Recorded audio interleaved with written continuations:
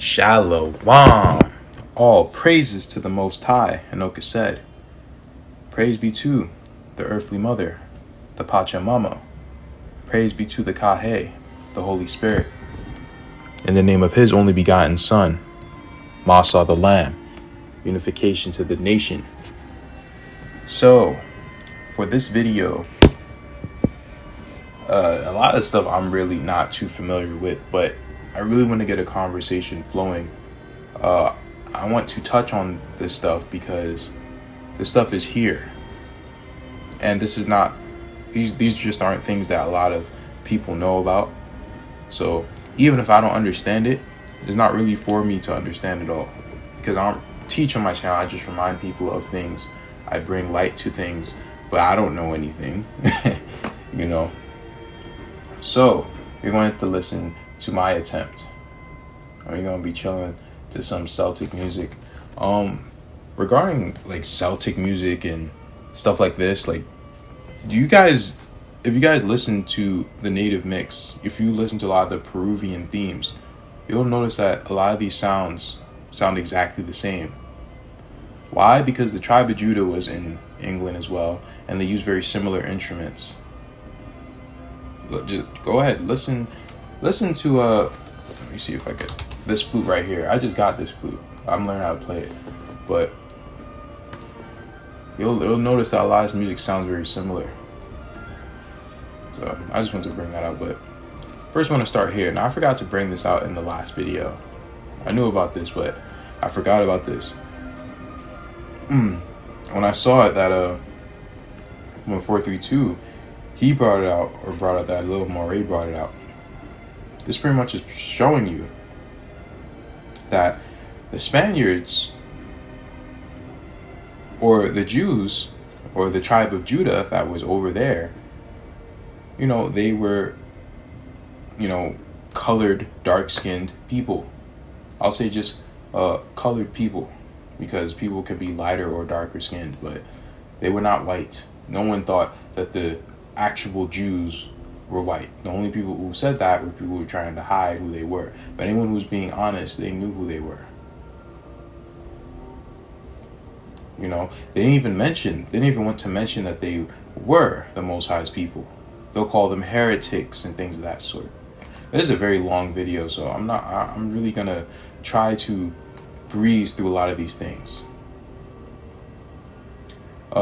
Spanish racial identity in 1492. When Columbus arrived in the Americas was in its early stages. Most people in Spain did not yet clearly think of themselves as white, even though they had been ruled by darker-skinned Moors from Africa for hundreds of years. Yet it was from this very time and place that the Western ideas of race got their start, which is very true. In the 700s, Spain fell under Arab Muslim rule. They came to be known as Moors. Most were from northern Africa and were generally darker. In Shakespeare, they can be tawny or even coal black. So there you go. A lot of the Moors, but just because you're a Moor, Mauritania, it really just is the same thing as Iberia. Really is just the Hebrews who were living over there, who were generally dark-skinned. But it wasn't only Jewish people, right? Or it wasn't only, you know, the Southern Kingdom or whatever. It was a bunch of different races of people, a bunch of different Hebrew people, Moab, Edom, whatever, right? Because not all Edom are white people. It's so foolish for people to think that. Yes, they did marry into white people, but they don't only look like white people. That's just not true. But they do look like white people, absolutely.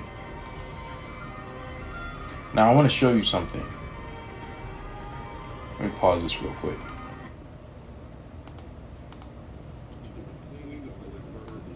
Was the fact that the Bourbons would appeal to their ancient past. The emblems that they would use on all their tapestries along their crests was the fleur-de-lis. It was a symbol of antiquity. And not to be outdone, the bullet. That's all I want to show you.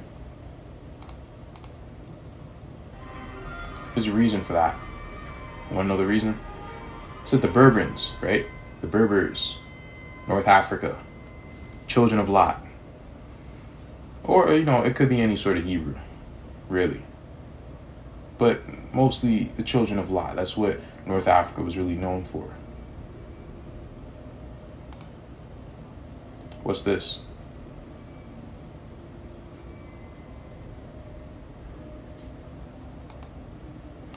Yeah, these are the people who came here and truly conquered us.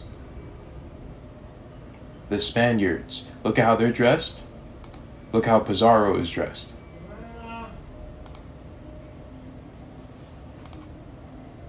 Now, we're going to do a lot of reading. I don't know if anyone, looks at the descriptions, or the links in the descriptions. I'm going to be leaving a lot of these links in the description because there's just a lot of reading. I'm organizing this for you so you can look this stuff up and, you can learn a lot from it. But I'm still going to do a little bit of reading. It's just hard to organize all this. Let me see. Let me see. So, the Plantard family crest, you'll see this as well. A lot of these people, man, they're not all black people. They're mulattoes. They're Confederate. They're mixed together. They're mingled, right? They're a big mix. Africans and when I'm talking about African, I'm just talking about the heathens, right? The Confederacy are Europeans, Africans, Asians. I'm not talking about the Israelites. I'm talking about the rulers of all these different nations. They came together and they cut us off. It literally is a worldwide thing. And the capital is Europe. The capital is Western Europe. It is not America. America is just the land that they're using. But America is Egypt. So, anyway, this is a quote from Revelations 13, 1 and 2. And I stood upon the sand of the sea and saw a beast rise up out of the sea, having 7 heads and 10 horns, and upon his horns 10 crowns, and upon his heads the name of blasphemy. And the beast which I saw was like unto a leopard, and his feet were as the feet of a bear, and his mouth as the mouth of a lion. And the dragon gave him his power, and his seat, and great authority. So, what is it trying to say? It's trying to say that this is an amalgamation of a bunch of different past nations, right? And I'm sure that these animals are symbolic of certain things. Like he put the Plantard family crest and the bear, right? Yeah, because they're all Confederate.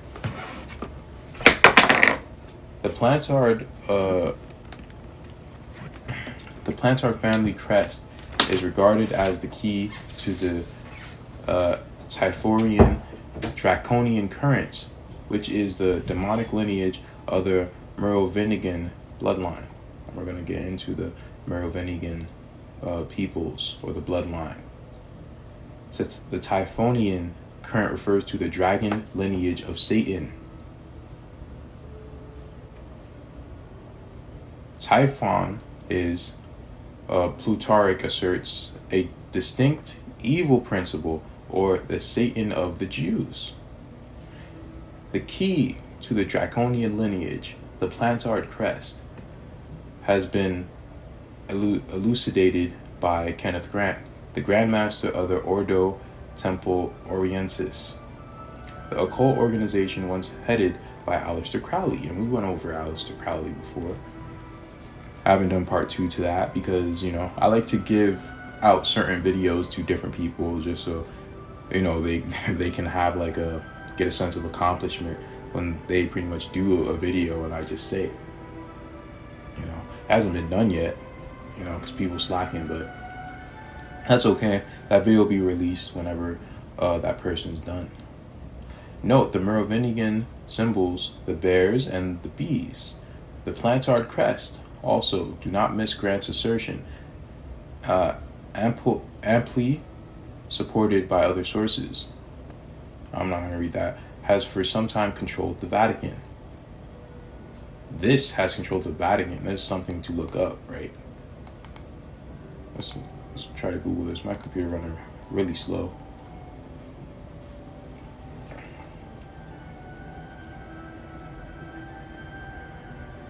All praises to the Most High, Enoch said. Oh, there's that symbol again.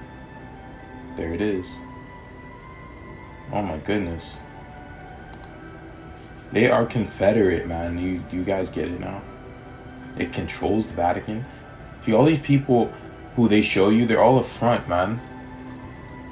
Like, yeah, these white people, they're not very righteous, but the true evil, you don't even know what they look like, man. They look like everyone. In his book Outer Gateways, Kenneth Grant wrote, "In the Holy Blood and the Holy Grail, the authors reproduce the family crest of Clan Plantard, the contemporary representative of which was, until recently, the Grand Master of, this. An order which, according to Henry Lincoln, dominated the order of the Knights Templar and various other highly influential institutions which, at certain periods of history, included the Vatican. The crest, which supplies the key to the Typharian Draconian current, represented by the Merovingian bloodline and the Order of Sion, comprises the symbols of the Typharian line of descent, the two bears, 11 bees, and the fleur de lis. The motto incorporated in the crest reads, "It's an Arcadia ego." Arcadia equals 127, which is the number of the Egyptian goddess who was typified by the lower part of the back or hunch. The two bears denote the mother, Typhon, and her son, Set or Satan. The image of the bee pictorializes the buzzing or humming vibration particular to the outer ones, or the vehicles. 11 is the number of those who are without or beyond the tree of life, thus identifying the outer ones. The outer ones are also the Cliffort, or the ancient ones of Lovecraftian lore. Oh, H.P. Lovecraft.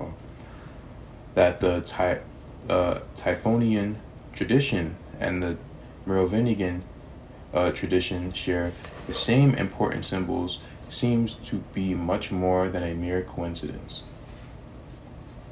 Stuff's very interesting. I don't know if... Let me see if I'm going to read too much more. The Draconian current. The Typharian or Draconian tradition refers to the secret doctrine of the Ordo Draconis, the Order of the Dragon, which is associated with Rosicrucians. I'm very new to a lot of this stuff, man. Like, I'm kind of like going over this stuff really for the first time, so I'm sorry if I'm not being fast enough because this stuff is new to me. Let me try to skip down. Because they have this whole, alright, let me just explain what I know. Because they believe that Motsah had some sort of lineage. No, he didn't. That's why I don't really get into the 2015 version of that, that Book of Mormon, Seal Book of Mormon. To me, that's most of that's garbage, bro. I'm just keeping it a buck. I pay attention to prophecies. Yes, these other books are great, but I pay attention to prophecies. The books that were prophesied to come were the writings of the brother of Jared and the rest of the writings of John. So anyone really can write anything and say, well, this is it. I don't see any spirit in that book. A lot of that stuff is contradicting the scriptures. The dude even said that he wrote it himself. But whatever, read whatever your spirit is calling you to read. The Draconian current refers to the demonic bloodline, which is represented by the Dragon Order. The Dragon Court was constituted in 1408 for the express purpose of preserving the ancient Verder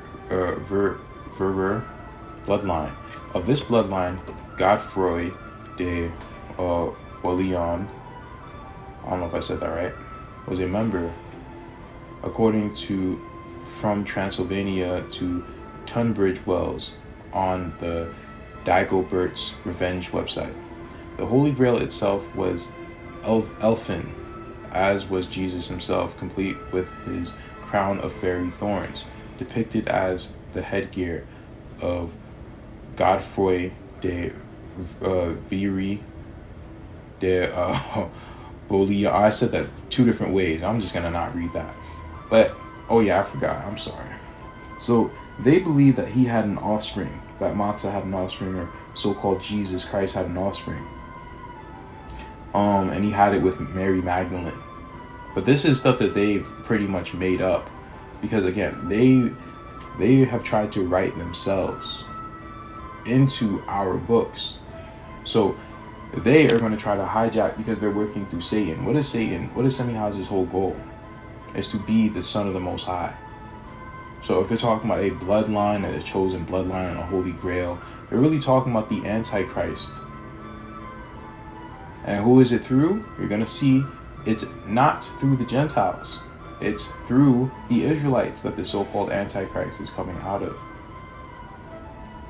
But you have to realize what tribe. It's from the tribe of Dan. Now, what did the tribe of Dan historically do? They've mixed in almost completely with the so-called Greeks or white people. So you don't know who they are. The tribe of Dan can be any damn body, just like any of us, but especially the tribe of Dan, because they have no power unless it comes through us.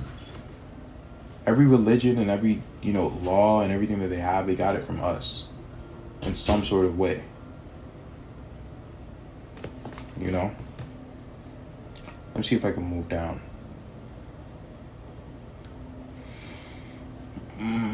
The Dragon Court exists as an organization solely for the bloodline descendants of the ancient Verrer family, the senior bloodline successors as a Scythian Merovingian, elven house of Princess Melasanu,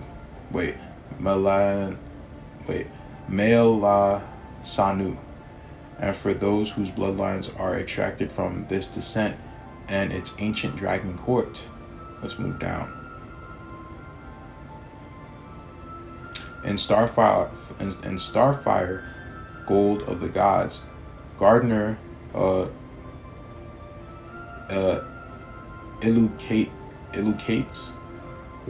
elucidates, I'm sorry, I just said that word earlier, the ancient pedigree of the dragon's succession, which began with Cain, which it did, supposedly the offspring of Eve and Satan. No. Gardner revision of the Genesis account traces the genealogy of Jesus back to Cain, who was therefore an offspring of the Anunnaki. Like a lot of this stuff, this is their lore. That's why when I'm seeing these similarities with their lore and a lot of these quote-unquote holy books that go against these books that the Most High prophesied, like he prophesied the books of remembrance in like 3 different places who are not related to each other. That's how I know that those books are the real deal.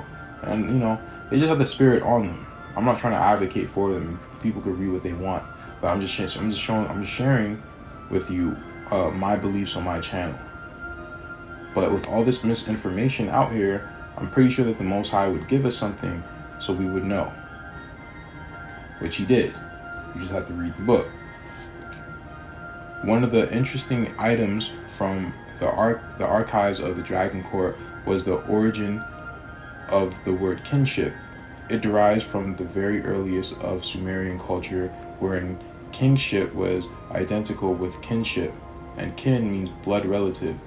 In its original form, kinship was Cainship, and the first king of the messianic dragon succession was the biblical Cain, head of the Sumerian house of Kish.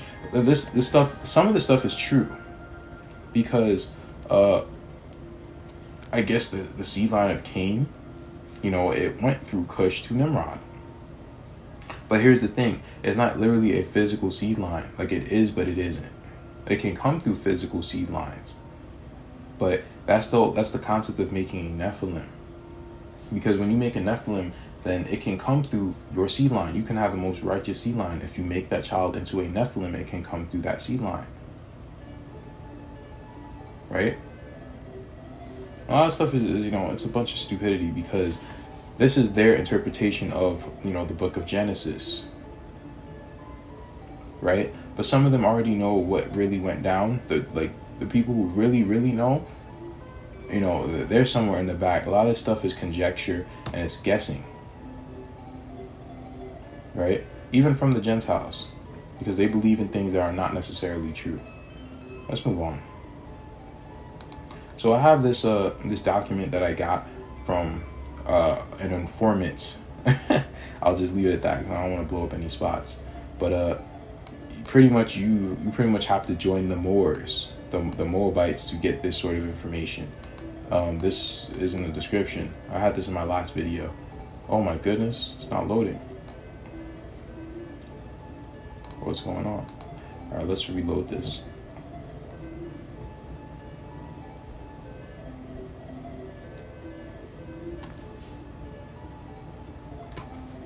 So let's go up here.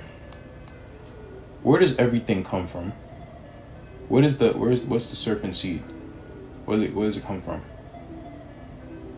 It comes from the Canaanites and the tribe of Dan. Nimrod is somehow associated with Canaan. I don't know how, I don't know why. That's what I mean. I don't think it's literally always a physical seed line. Right? I don't think it is. And then you have the Hyksos, the Israelites who, were a part of Egypt and Babylon, and hey, this is what our people were doing. When you wonder why the Most High, had to do what he did. We forced him to do it. It was wicked as hell for us forcing him to punish us in such a way where he had to. It is what it is, man. Papal bloodlines, the Merovingians, the 13 holy bloodlines, the black nobility. Now, I don't know necessarily this talking about literally black nobility. I have no idea. They say, well, this, is because they did dark things. Okay, if you say so. But I see a bunch of nobility always looking black, so I don't know. Are these 13 families that I'm going to show you, are they actually black people? Or are they just violent white people? Or are they violent black and white people?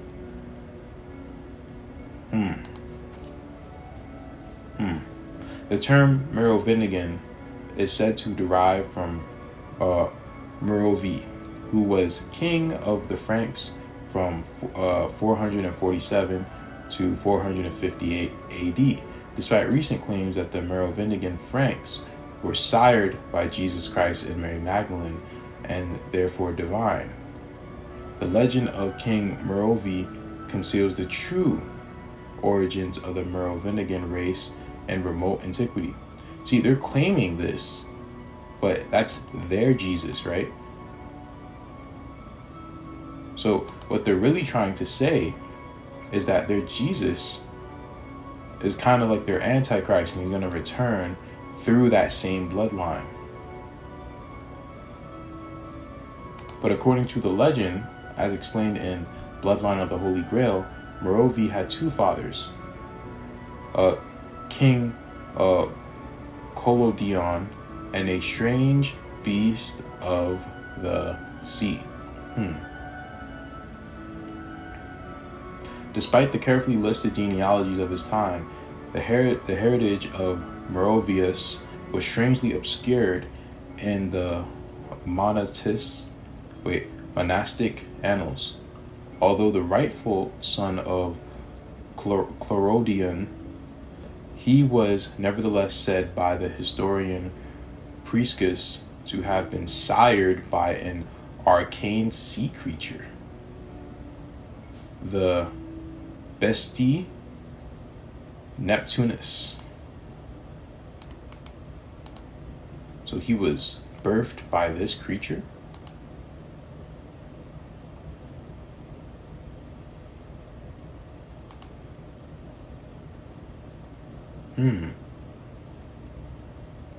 Now, uh, we don't need. I haven't even. This kind of just hit me. Because some of these people, you know how they have that theory that we first came from fish, and then fish formed into like man. Like they had those theories, right? There's the monkey theory and there's the fish theory. Both of those are probably true, but they're talking about them. They're talking about their bloodlines. Because the ocean is some sort of portal to another world. These people are literally demons. And these people, they come from where? They come from Europe. Now, that dude, Robert Shefford, let me go to his video real quick. Let me show you.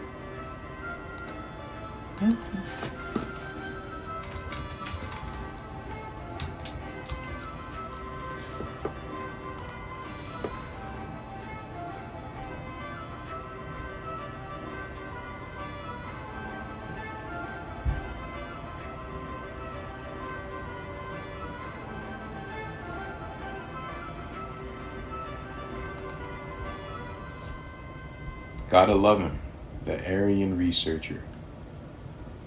Yeah, Aquatic Ape Theory. This was a very good video, man. Really, I have to watch this one too, but he pretty much, he tells you. And his theory is that, white people, like, I don't know, man, like, from everything that I get from his channel, it just seems like he's just like, there's no way that us superior white creatures came out of Africa. We're not niggers. We're not niggers.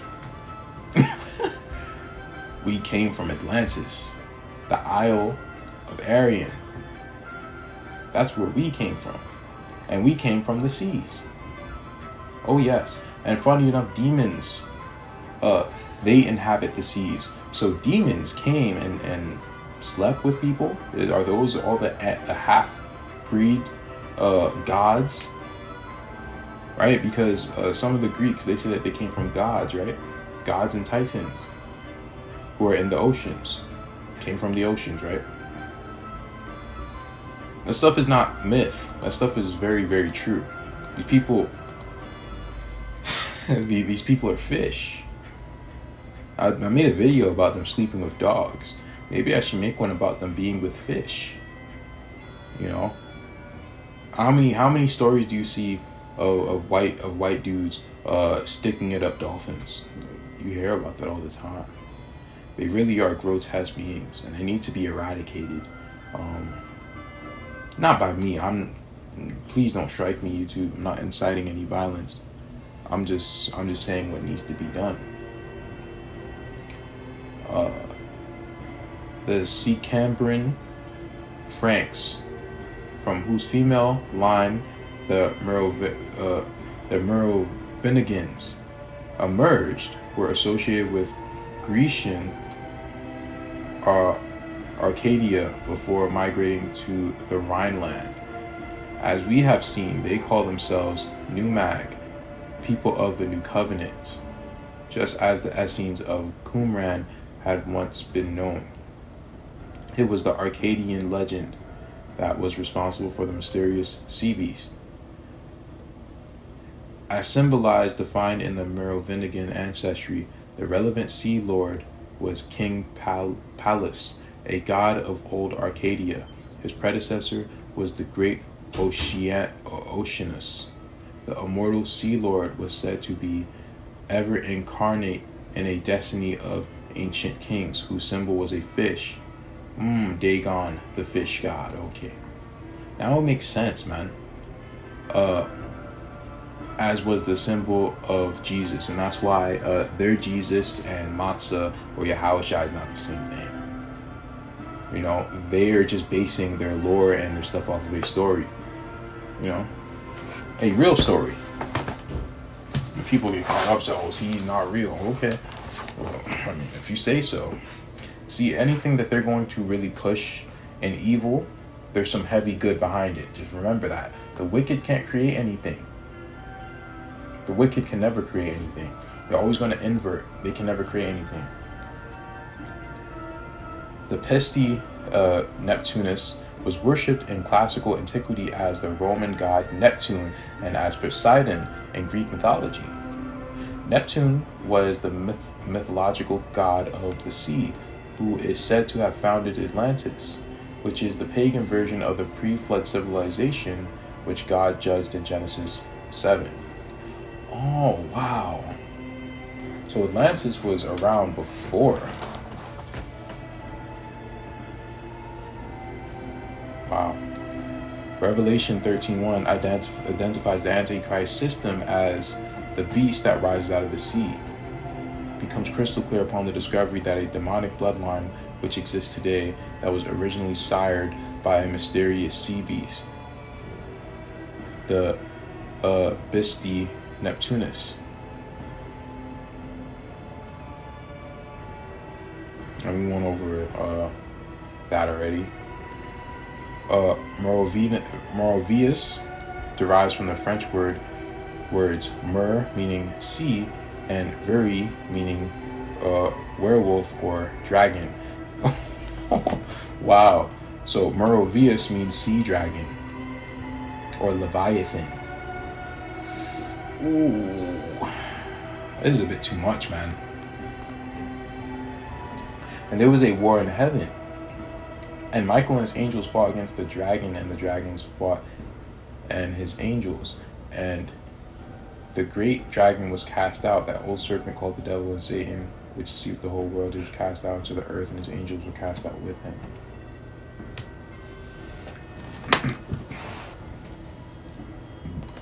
Excuse me. I think these translations are making these all the same. Some books say they're not the same, so I don't really know, but it's definitely something. But listen to this. Let me go down. The ancient people of Tuatha De Danann, or Danan. Dan, you see Dan again. But it's not Canaan, it's Danann. Were the supernatural tribe of the pre-Archean agricultural goddess Danae, I don't know how to say that, of Argos, or perhaps the Aegean mother goddess Danu, but their true name, rendered from its older form, was no, you can see this, but it says Anu, or Anu, excuse me, Anu. As such, they were the people or tribe of Anu, the great sky god of the Anunnaki. The Anunnaki are not just black people. No. The Nephilim were banished to the center of the earth for disobeying the Most High by mating with the daughters of men and teaching them the forbidden arts. In the publication, the Nephilim have been identified as the fathers of the Merovingians. The Merovingian race was sired by a water beast known as Quintotar. This Quintotar took the form of a sea bull. A sea bull? A bull. What does that sound like? It sounds like Baal.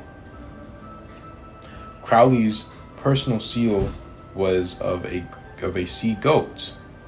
Grant, writing of Crowley's seal of the beast, says the beast is the sea goat or amphibious monster identical with I don't know how to say this.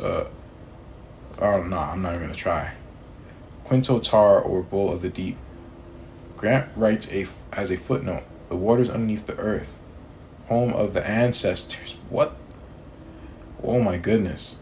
The waters underneath the earth are the home of the ancestors, or subconscious atavisms of the race. And a bunch of atavisms are happening right now. Everyone, they're remembering who they are, and they are picking up the mantle of their forefathers, whether wicked or righteous. It's a beautiful thing. Is this a reference to the race of the Grail? The race. See, there's a certain race that they have. Is this the race of Cain? I don't know. It's a spiritual race? Let me see. Let's move down. Sodom and Gomorrah were Canaanite settlements that practiced cult prostitution in conjunction with their fertility rites. Jude 7 suggests that the inhabitants of Sodom and Gomorrah were so deprived that fornication with angels was practiced, as the record of Genesis 19 also attests. And the angels which kept not their first estate, but left their own habitation, he hath reserved in everlasting chains under darkness unto the judgment of the great day, even as Sodom and Gomorrah. How do the Hebrew Israelites, I don't understand. What do you make of this without reading the book of Enoch? I don't understand that. Very bizarre. Even as Sodom and Gomorrah and the cities about them in like manner, giving themselves over to fornication and going after strange flesh, are sent forth for an example, suffering the vengeance of eternal fire. And there came 2 angels to Sodom at even, and Lot sat at the gate of Sodom, and Lot, seeing them, rose up to meet them, and he bowed himself with his face toward the ground, and he said, behold, you guys know that already. The Canaanite theory of northern Israel was later occupied by the tribe of Dan, whose worship of Baal/Pan involved such fertility rites at Mount Hermon, also called Mount Zion. The Merovingians are the offspring of the tribe of Dan. Wow. I didn't even know that. I didn't even read this yet. Wow. Bro, I hope that this is clear yet. I'm just speechless. Holy shit, bro. The Merovingians are the offspring of the tribe of Dan, which intermarried with the Canaanite Tutha de Danaan, also known as the dragon lords of the Anu, because they were the offspring of the fallen angels, the Anunnaki. There you go. Funny, you guys saw that the bees, right? Hold up. Let me show you again.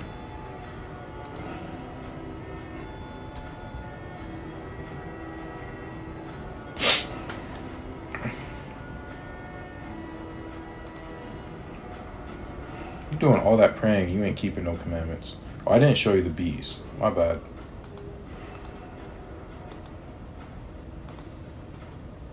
I forgot all about that. The Frankish dynasty. And one of the things that was discovered in Childeric's tomb were a number of golden bees. Actually, there were cicadas. And these golden bees had a long history in mythology. They were used amongst the Egyptians to symbolize immortality or resurrection. Bees were... Who are the Egyptians? What Egyptians are they talking about? Are they talking about the ancient Egyptians or the Neo-Egyptians?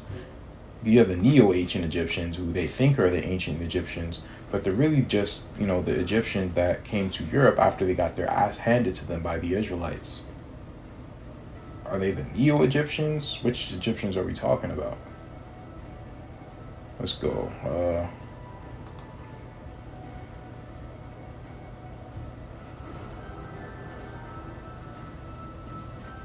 Yes, on the 7th day of the feast, the importunate, I don't know what that is, bride extracted from Samson their interpretation of the riddle and related its meaning to her people, that the carcass of a young lion which Samson had killed with his bare hands had attracted a swarm of bees, who produced honey therein. Samson paid the wager by slaying 30 Philistines, after which his wife was taken from him.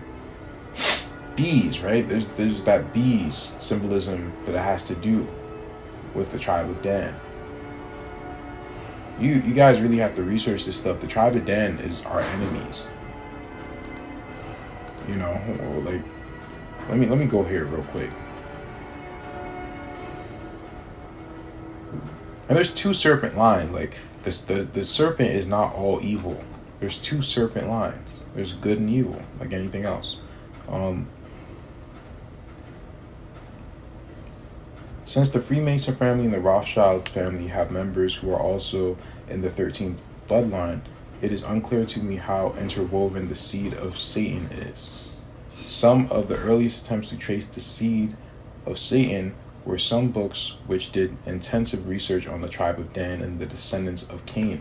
And this is why the books of remembrance are important, because Dan was the only one that was birthed by, what was it? What do they call them? Concubines. And that concubine woman was a descendant of the line of Cain. So that's pretty much how he gets in. And that's why, the most, not the Most High, but that's why Semihaza, that's why they had us mixed all up. So we can have some sort of Cain seed line in all of us now. Even though we all technically do, to a certain extent. Like Nimrod, where literally every single Hebrew is related to Nimrod, because we married like his daughter or something. I think she's like someone from Shem married one of his daughters or something. And it makes sense what this scripture means now. What this so-called blessing was. Dan shall judge his people as one of the tribes of Israel. Dan shall be a serpent by the way, an adder in the path that biteth the horse heels, so that his rider shall fall backwards. And Aki, it says that the tribe of Dan was going to be an enemy to Israel until the end days. He is our enemy, and he's our judge. What does judge mean? He's one of the 13 bloodlines. The tribe of Dan is one of the 13 bloodlines. Absolutely. I'm leaving this stuff in the description. Let me see. Anything else I wanted to go over? I could keep reading this, bro. Where was I?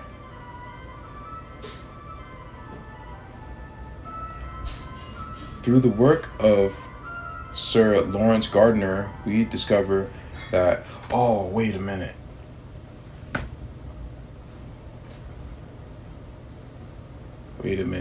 Oh, yeah, bro. This is why I truly think that Joseph Smith, that dude was a full-out Jesuit, bro. I honestly think that dude was a Jesuit.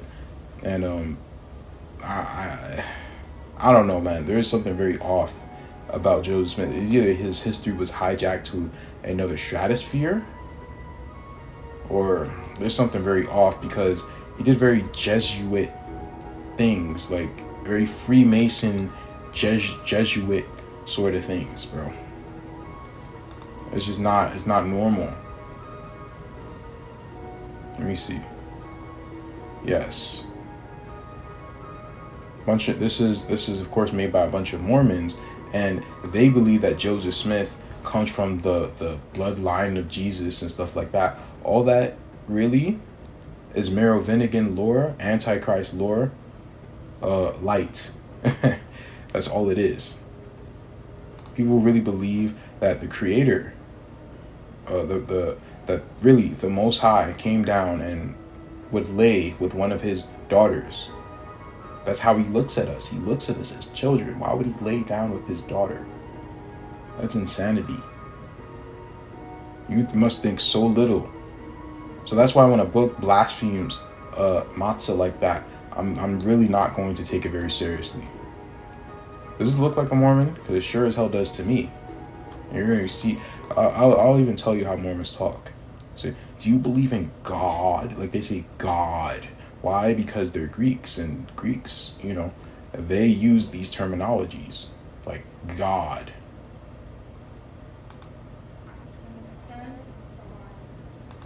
Was I wrong? Son of God. Hold up.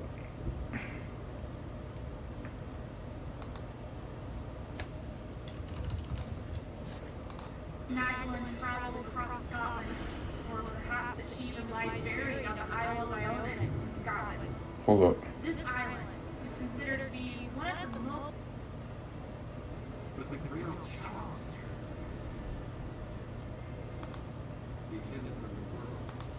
The life stories of the Holy Grail.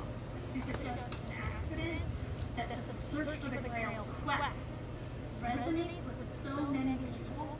Why was this knowledge, this history? It's really because you guys are demons. That's why it resonates with you, and wickedness will resonate with you.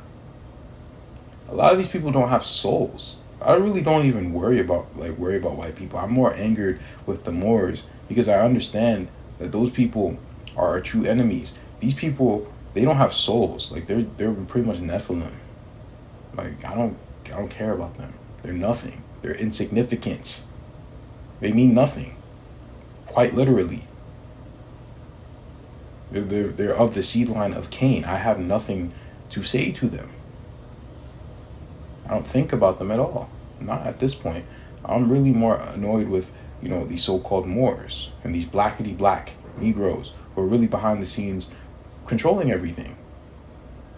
These crackers take orders from them. You think this is a game? Think I'm lying? Hidden from the world. Some stories depict the Grail as a special cup. There are even some ancient legends that say, oh, this is a chalice that was used as the Last Supper. The 9th century Psalter, or Book of Psalms, or paraphrase, portrays the crucifixion of the Son of God with the real child's spirits. They believed that there was a bloodline of Israel, of David. Some ancient Irish legends claim that Jeremiah traveled to Ireland, accompanied by one of the princesses of Judah. Book of T5. I haven't gotten into that yet. I haven't really gotten into, into Europe yet like that. Because I'm going to delve into Asia first. I'm just trying to complete this series. Was Jeremiah perhaps a protector of the royal bloodline of the house of Israel?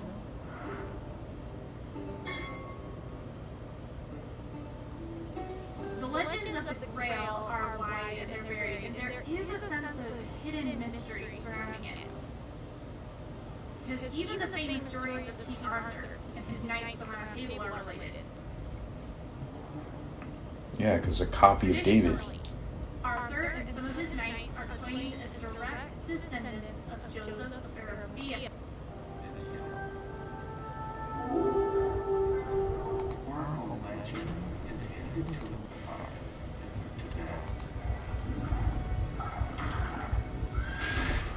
She even lies buried on the Isle of Iona in Scotland. This island is considered to be one of the most sacred places in the world by some Christians, by Druids, and the ancient Celtic Christians. Medieval tradition claims that the horn of the unicorn has medicinal and magical properties to heal. The prophet Joseph Smith's work heals the breach between Judah and Ephraim. Joseph knew that he was a direct descendant. He knew it. He understood. A direct descendant of Jesus Christ, right? What is he claiming by saying that? He's claiming to be a descendant of the tribe of Dan. That's what he's claiming. Or a Canaanite, which he could be. He could have been. He definitely could have been. What does that mean, though? That means that he wasn't from Judah then. But look what these people say. Oh, he's supposed to, what they say? Let's just hear what she says again. The prophet Joseph Smith's work heals the breach between Judah and Ephraim. Joseph You see that? That's what the Book of Mormon supposedly did. But who is Judah and who is Ephraim or Ephraim?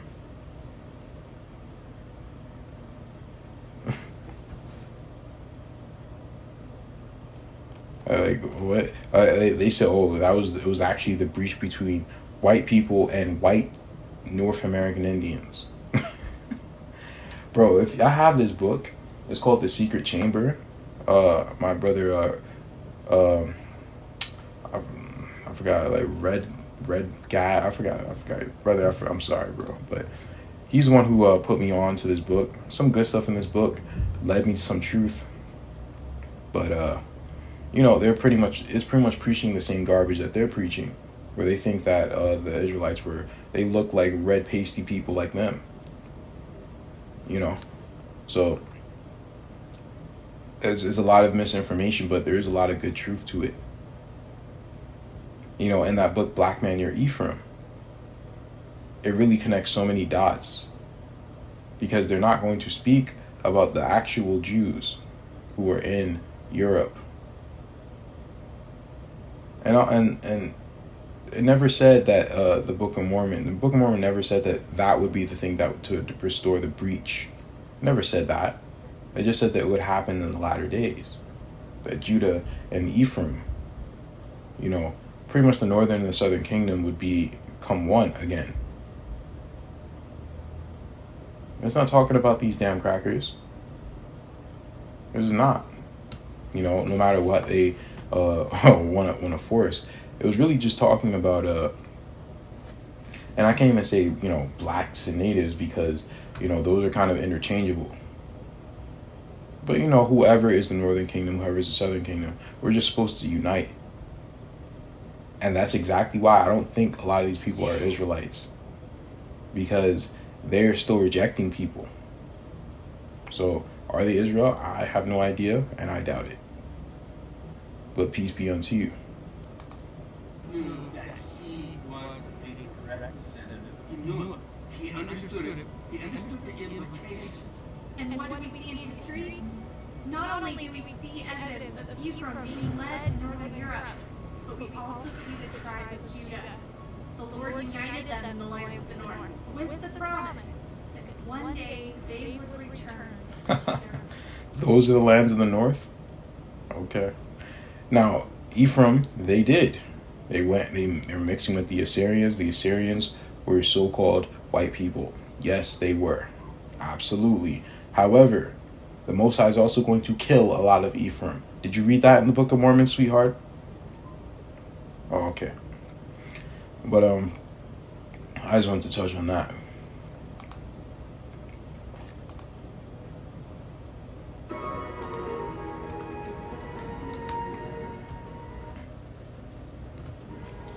Okay, let me see.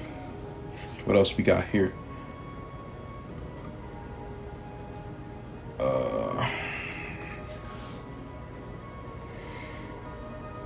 The progenitors of the Thuanta de Danaan, the dragon lords of Anunnaki, still communicate with mankind. However, since the arrival and ascendance of Christianity, they now must resort to various disguises to camouflage their true identity. Among the myriad guises are the apparitions of Jesus Christ, the Virgin Mary, gods and goddesses of ancient cultures, angels, dead saints or famous people, extraterrestrials, whatever life form is appropriate to obtain acceptance and a foothold in a given culture or substance. As I said, they're just hijacks. That's all they are. This article pretty much has most of the drop, so maybe I don't really have to go into the other articles like that. The cult of the Black Virgin. This video is kind of long, bro. You know, but this stuff is very, very interesting, man. I wish I could sit here and just read all this stuff to you, but I'm not trying to do all that, man. So I'm gonna leave the rest of these links in the description. You guys can definitely look into this stuff. You know, the black cult of the Mother Mary, the connection with this Canaanite, Danite, you know, connection, the black nobility, the Merovingian bloodline. You know, you could do all that, man. Let me see if there's anything else. Oh, I'm sorry, I was supposed to go over. Nah, I have to read this, bro. The Black Pope's Advisory Jesuit Council, in addition to Jesuit Council of Assistants, the 10 secretive high Jesuit council seats made up of an ancient papal nobility, reminds me of the following verse from the Holy Scriptures in Revelation 17. So as the person said, They go by guises. They're going to go by the Jesuits. They know who they are. They're just using Jesus and all this and that just to have something to hide behind. So, oh, if you disagree with us, you disagree with Jesus. You know, they've done something very, very sinister and evil. You know, to use literally the image of the Creator to proceed your wickedness. You have some nerve. But, you know, this is why it says in many of these places how they need to get ready for war. This is why the Most High threatens them as much as he does. And the 10 horns which thou sawest are 10 kings, which have received no kingdom as yet, but receive power as kings 1 hour with the beast. 1 hour with the beast. 13. These have one mind, and shall give their power and strength unto the beast. These shall make war with the Lamb, and the Lamb shall overcome them. For he is the Lord of lords and the King of kings. And they that are with him are called and chosen and are faithful. But they made war against the whole world, but they really made war against the Israelites. And, you know, people, sadly, they still don't want to recognize who they are. They still want to be in their pride. And they want to believe that we're all Israel through Jesus or whatever the hell people say. Okay, well, we're going to find out real soon when you come to that Valley of Jehoshaphat. But you don't want to find out then. You want to get on board now. You want to repent now so you won't have to be, you know, you can have a better place in the kingdom, pretty much. You don't want to be here. What is the point of pride here? You've been lied to your whole life and you still want to be prideful? Don't even make any sense. Are the 10 ancient papal nobles that sit on the high occult Jesuit council the 10 horns and kings of Revelation 17:12? I think so. Now these are the 10 ancient papal bloodlines. You can see them right here. The one that sticks out to me, Borgia. You know, that's why these people are, you know, they're picked. Right? These are the people who are running the earth right now. Really, it's the seed line of Cain. It's the so-called Nephilim. Whatever the hell these people are, these seed creatures. You know, and below them, there's Moab, Edom, and the rest of these Moorish peoples, or white people, whatever they are. And then below them, you have a different set of people. So it's all a hierarchy, right? Everyone's not on the same levels, right? They're just not. Well, I'm going to leave this in the description. I don't need to read all of this, man. This stuff is very interesting, though. I kind of want to, but it's better if I just let you guys do this research. This was crazy, man. I was just reading one line. The original founder of the Astor fortune was John Jacob Astor. John Jacob Astor was born in Waldorf, Duchy of Baden, Germany, from a Jewish bloodline. The Jewish origins have been hidden, and quite a number of various ideas of the Astor's heritage have been put into circulation by the Ashtors. All right, Liz, bro, this is just a lot, bro. There's a lot. So I'm just gonna leave it at that, man. I'm gonna leave all these links in the description.